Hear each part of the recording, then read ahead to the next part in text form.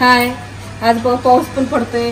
मला चला माझी तुम्हाला केळीची झाडं दाखवते. का ती थोडी मोठी केळी आली आणि काही कसं घड आलं मोठ्या मोठ्या केळीला असं पावसामुळे. पण काय झालं, तिथं माझं जे फुलाचं झाड होतं ना, त्या केळीच्या झाडामुळे फुलं पण गेली.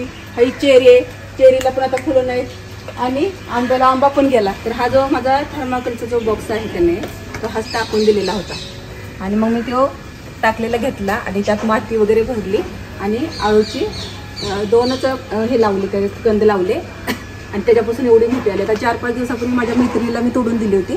तर आता बघा किती आलेत भोगतचं. आणि आता पाऊस सुरू आहे तर रोज भजी खातोय. म्हटलं चला आता पाऊस आहे तर आज आपण आळूच्या वड्या बनवूया. तर मी आता आळूची पानं काढून घेते बघा. आणि किती निघतात बघा एवढ्या ह्या बॉक्समध्ये. जर असे तुमच्याकडे जर बॉक्स असतील थर्माकोलचे मोठे तर फेकून न देताना असे त्यात लावून द्यायचे छोटे छोटे जे येतात की बाबा आळू इथे. पुदिना पण खूप छान येतो ह्याच्यात. पुदिना पण मी लावला होता एका थर्माकोलच्या बॉक्समध्ये ना, तर तो खूप छान आला होता. कोथिंबीर पालक पण लावू शकतो. हा, कोथिंबीर पालक चांगला उपयोग करू शकतो आपण. हा, उपयोग करू शकतो. जे आपल्याला येतात ना पार्सल मध्ये आलेले जे असतात ना, तर टाकून न देता त्याचे आपण असा उपयोग करू शकतो.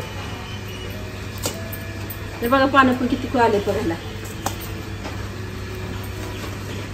तर आता मला जेवढे पाहिजे तेवढीच मी घेणार आहे.